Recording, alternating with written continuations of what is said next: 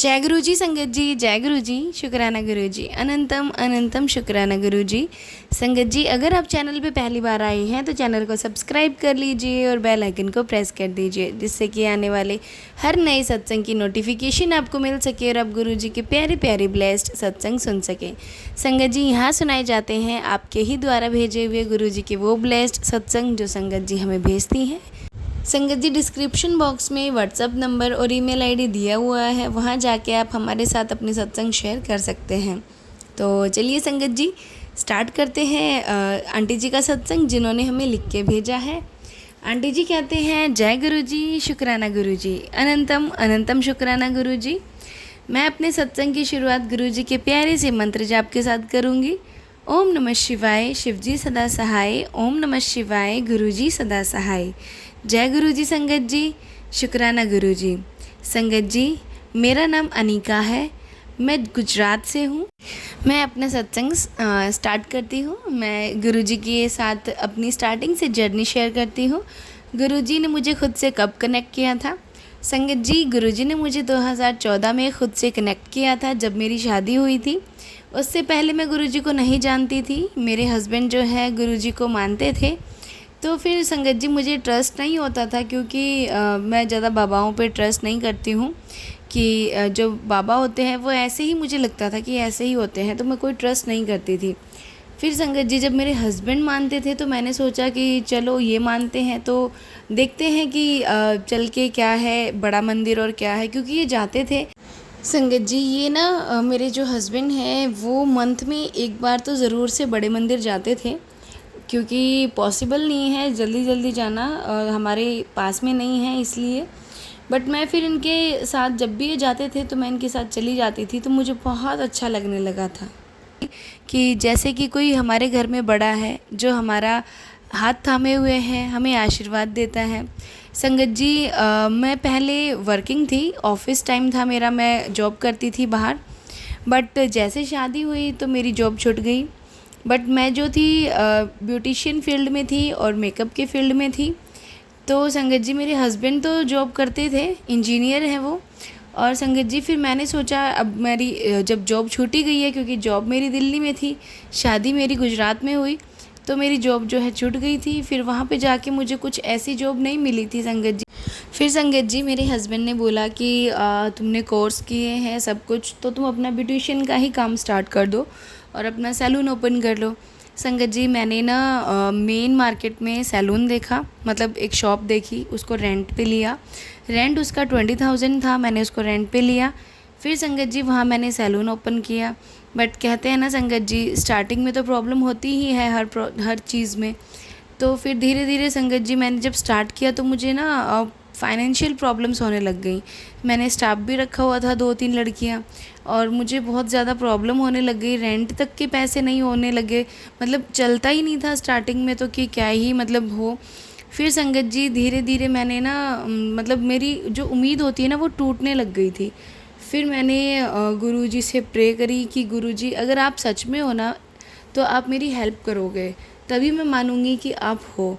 फिर संगत जी, एक बार ऐसा हुआ, मेरे पास 1 मंथ का बिल्कुल भी रेंट नहीं था, बिल्कुल भी रेंट नहीं था, और सीज़न चल रहा था उस टाइम पे, और मेरे पास काम नहीं आ रहा था। तो जैसे कि रेंट देने के लिए 10 दिन रह गए थे कि मुझे ओनर को रेंट देना है। संगत जी, मैंने गुरुजी से प्रेयर करी कि गुरुजी महाराज, मेरा ना रेंट कहाँ से आएगा, क्योंकि काम तो हो ही नहीं रहा है।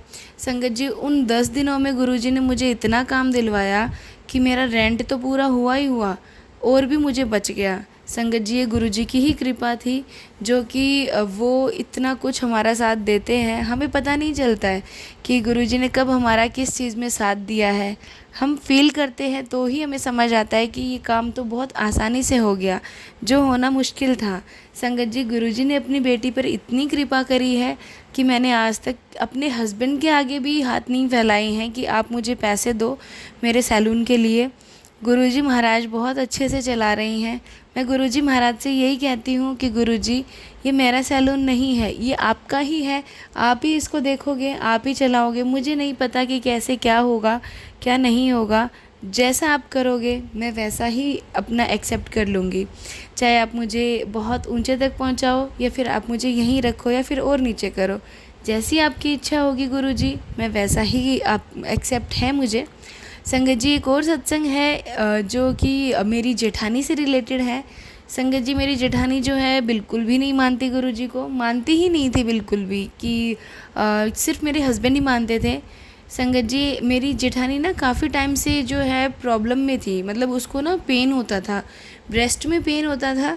तो उन्होंने ना ऐसे ही इग्नोर किया कि कुछ नहीं है, ऐसे ही हम कहते हैं ना कि गैस से हो गया होगा, ऐसा कुछ पेन करके उसने ना छोड़ दिया। काफ़ी टाइम से 2-3 महीने निकल गए, फिर भी उसने कुछ मतलब कोई गौर ही नहीं किया कि क्यों पेन हो रहा है, क्योंकि कोई गांठ वगैरह भी नहीं बन रही थी, कोई प्रॉब्लम थी ही नहीं। जो गांठ थी वो उसको दिखाई ही नहीं दे रही थी कि अंदर कहाँ क्या हो रहा है। फिर संगत जी उसने मुझे बताया कि ना ऐसे ऐसे पेन हो रहा है। तो फिर संगत जी मैंने उनको बोला कि आप ना गुरुजी का जल प्रसाद लो, जो भी होगा ठीक ही होगा। फिर भी उन्होंने नहीं लिया संगत जी, क्योंकि जो मेरे हस्बैंड हैं वो बड़े मंदिर जब भी जाते हैं तो 2-3 बॉटल एक्स्ट्रा जल प्रसाद वहाँ से लेके आते हैं, ताकि हम घर में जब भी कोई प्रॉब्लम हो तो हम ले सकें। पर संगत जी जेठानी ने नहीं लिया। फिर उसको जब ज़्यादा पेन होने लगी तब उन्होंने अपने हस्बैंड के साथ जाके डॉक्टर को दिखाया। जब सारे टेस्ट हुए तब डॉक्टर ने उनको बोला कि इनको ब्रेस्ट कैंसर की प्रॉब्लम है और इनकी अभी फर्स्ट स्टेज है, तो हो सकता है कि काफ़ी हद तक जो है नॉर्मल हो जाए। तो संगत जी मैंने उनको बोला कि अगर आपने गुरु जी का जल प्रसाद पी लिया होता तो शायद आपको ये प्रॉब्लम नहीं होती।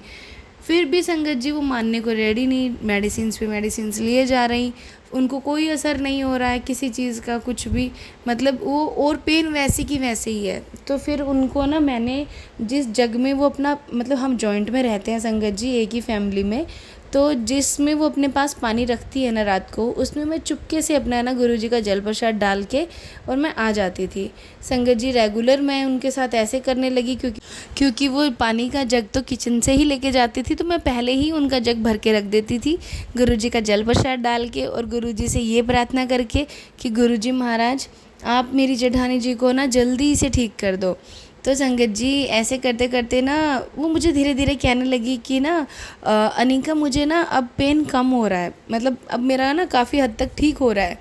तो फिर भी मैंने उनको नहीं बताया कि मैं कैसे उनको जो है डेली जल प्रसाद गुरुजी का दे रही हूँ।